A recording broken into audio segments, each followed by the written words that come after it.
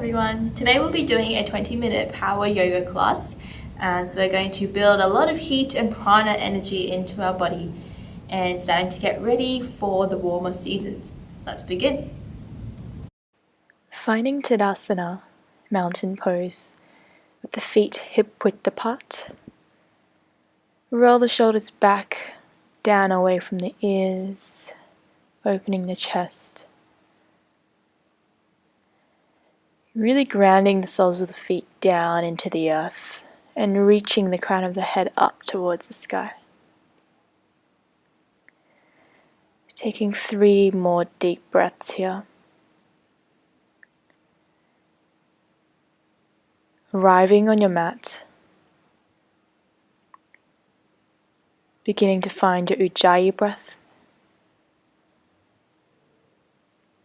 Bringing heat, life force energy, prana energy into our bodies. On the next inhale, reach the arms up overhead, palms touch, and exhale, hands down through heart center. Just arm circles to begin to warm up into the shoulders and the arms. 2 more. Exhale, the hands down through heart center. Last one, big inhale, arms reach up, nice and long, and this time on the exhale, fold forward. Uttanasana, belly and thighs connect. Inhale, fingertips to shins or the mat. Exhale, forward fold, Uttanasana. 2 more, moving with your own breath. Inhale to lift, reach the spine forward, waist long, and exhale, forward fold, belly and thighs connect. Just warming up into the hamstrings here, into the back body. Step the feet back to plank, option to lower down to the knees, and exhale, chaturanga. Inhale, baby cobra or upward facing dog if you're ready. Then exhale, downward facing dog. Finding your first down dog, just walk the feet out, pedaling the feet out one at a time, stretching into the backs of the legs. Inhale, bend the knees, gaze up between the hands. Exhale, walk, step, or if you're ready, lightly hop. Inhale, halfway lift, flat back. Exhale, forward fold. Next inhale, reverse swan dive, reach the arms up overhead, palms touch, gazing up towards the fingers if your neck is okay, and exhale, straight back down to Uttanasana. Inhale, halfway lift, flat back, Ardha Uttanasana. Exhale, forward fold.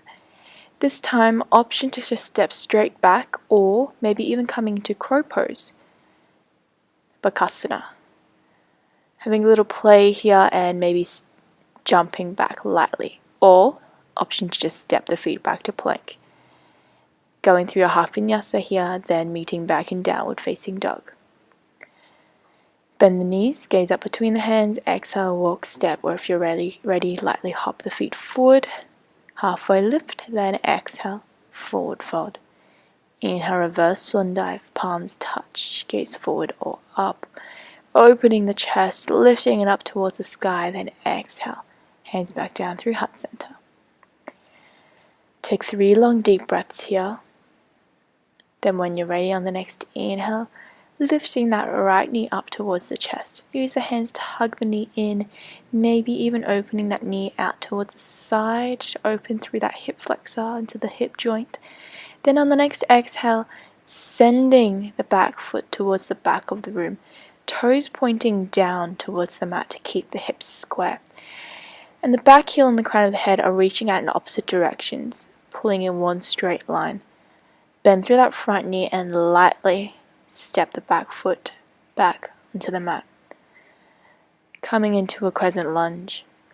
Maybe palms touch, maybe hands shoulder width apart. Just see which feels better for your shoulders. See if you can bend a little deeper into that front leg, opening a little deeper into the hip flexor. Arrowhead on the inhale, and exhale, sweep the hands down beside the body. Inhale, arms lengthening back up to crescent lunge. Exhale, arrowhead, 45-degree angle. Notice if your belly is resting on your thigh. Can you keep it lifted using that core? And exhale, sweep it down. And next inhale, step the foot back to plank.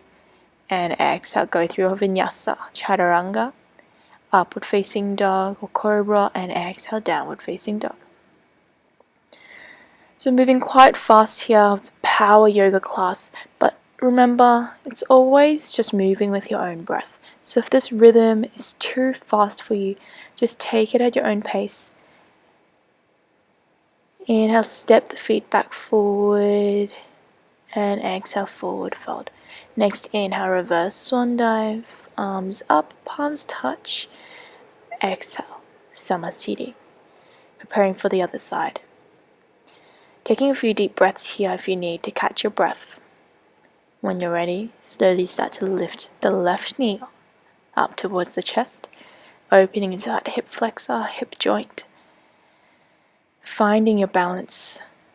Then exhale, send the left foot towards the back wall, toes pointing down towards the mat. Square the hips off. And seeing if you can reach that body to one straight line. Remember, it's okay if you fall out like I did here. The most important thing is that you know how to get back up and try again. Gently, lightly placing the back toes back onto the mat. Crescent Lunge, maybe widening your stance, either palms together or apart. And exhale, sinking a little lower down into your Crescent Lunge.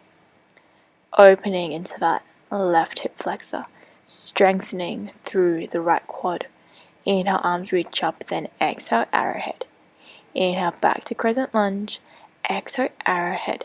Remember, use your core, that Uddiyana Bandha, to keep that belly lifted off your thigh 3 times. Then next inhale, arms back up through center. Exhale, hands frame the foot, step the foot back, and half vinyasa. Chaturanga, always option to lower the knees. Baby cobra, cobra, or upward facing dog, and exhale, downward facing dog. Maybe shaking the hips out here, walking the feet out one at a time. Bend the knees. Always sending the hips up towards the sky on the exhale, lengthening that back body. On the next inhale, let's lift that right leg up. Point the toes. See if you can press that left heel down towards the mat to open into that Achilles, to the calf. And see if you can start to stack that right hip over the left. On the next inhale, bringing that right knee towards the nose and hold here for 3 breaths, squeezing through the abdominals. Next inhale, lifting that right leg back up, and exhale back to down dog. Walk your feet out, shake it out, then repeat on the other side.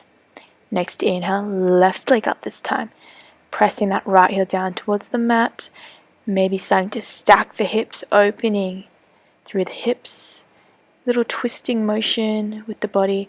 Then exhale, knee to nose, 3 breaths, little crunching action. Imagine your spine's in that cat pose, really rounding down, up, arching in through your upper body. Lifting that left leg back up, then exhale, back to down dog.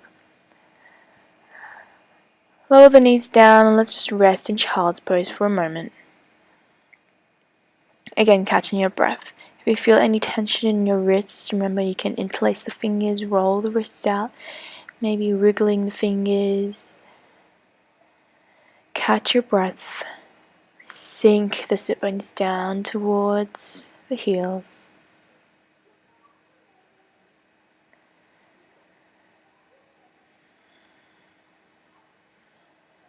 Beginning to come into our Dolphin Pose. So taking your time here. Only when you feel ready, slowly start to come back up.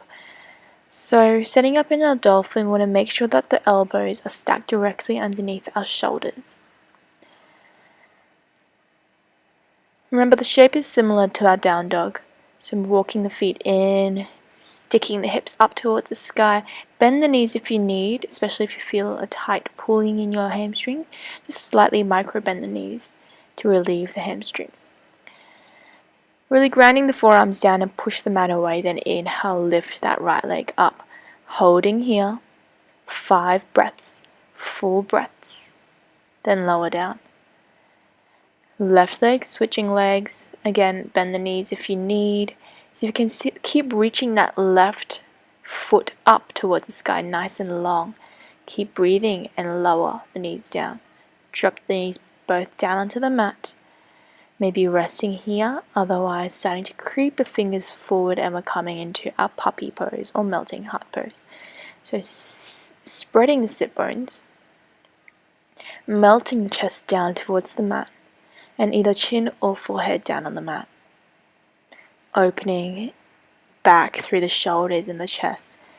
So with the dolphin pose, we tend to use a lot of that shoulder strength, but the shoulders can get quite tight, so just trying to open back up through the shoulders and the chest after practicing the dolphin. Come back into child's pose with the knees together and let the shoulders fall forward. Rounding back through the back body, a little counter pose for the puppy pose. Then interlace the fingers, keeping the forehead down on the mat if you can. And starting to lift the hands away from the back body and maybe up and overhead. Again, just opening back through the shoulders and the chest. Breathe here. Remember, the head is relaxed. Use the weight of your hands to open into the shoulders. Maybe coming back to child's pose to rest. Otherwise, coming through tabletop, we're coming into our side plank. So stacking the wrist underneath the shoulder. And option 1 is to keep that left knee on the mat. Otherwise, maybe starting to stack the feet. Really grounding the pads and knuckles of the fingers of that bottom hand up. And down into the mat. And reaching the top fingertips up towards the sky. Lift the hips up. And maybe finally floating that top foot up. Notice if you're keeping that nice plank, straight line feeling in the body.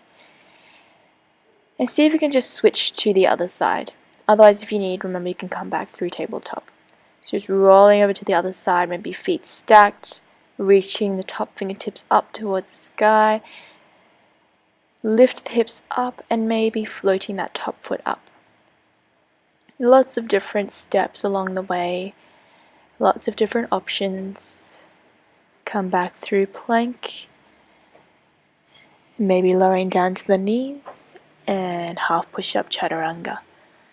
Lowering down, see if you can shift your weight towards the very tips of your toes, then exhale, lower down. Inhale, baby cobra, cobra or upward facing dog. Exhale your way back to child's pose. This time maybe interlacing the fingers and rolling the wrists out. Remember with that side plank, if you feel any tension in your wrists, you can modify and just come down onto your forearms. So you're still getting that action, that side plank feeling and that action strengthening in your core. But we're just protecting the wrists. Stay for a few more breaths. Let your heart rate and your breathing slowly return to normal and slow.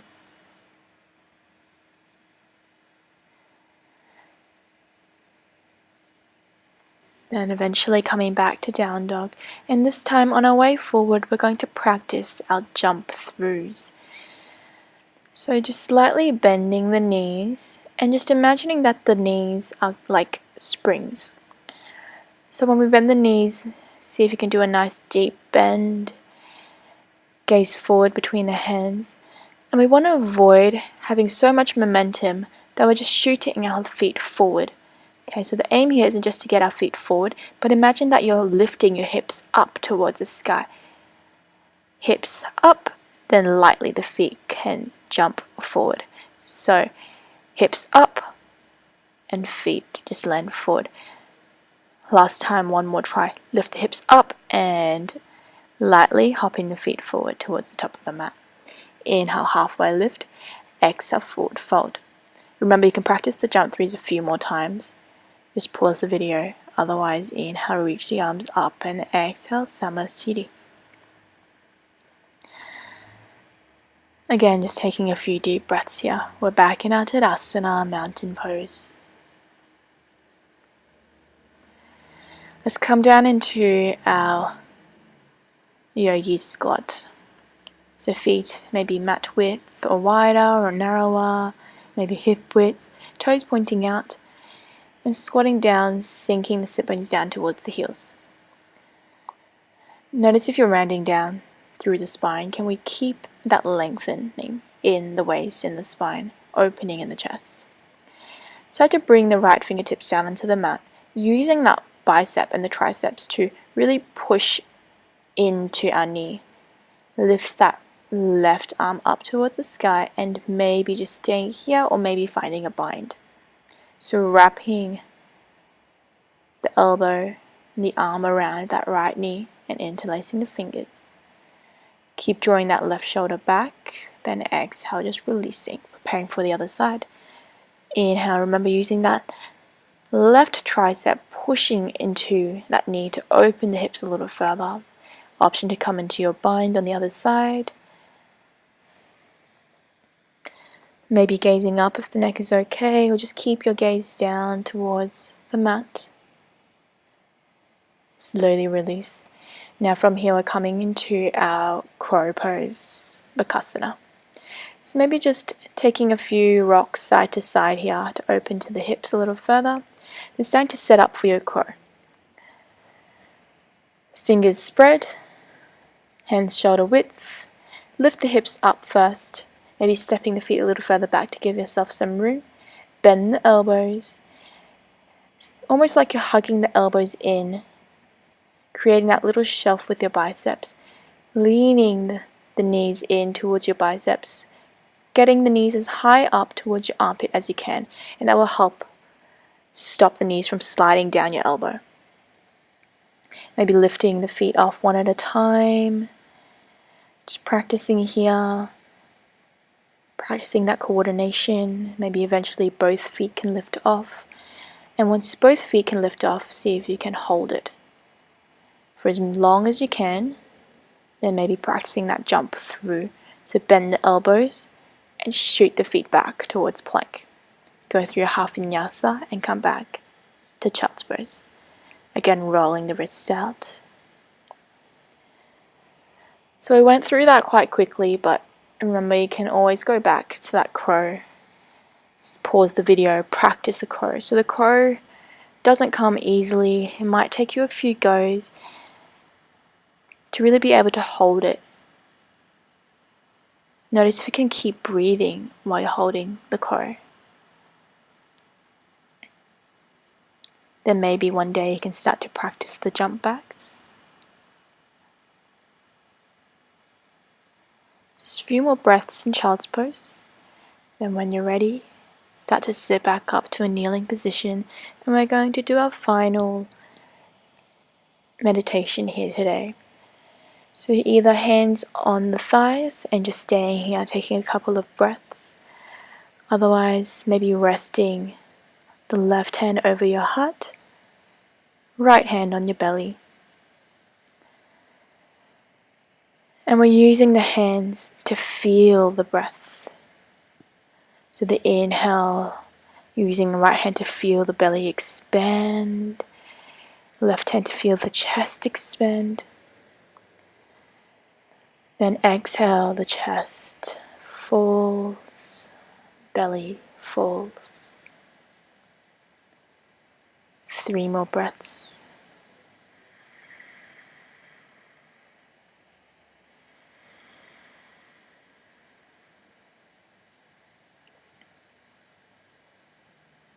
Then hands in prayer and bowing down together in gratitude. Namaste.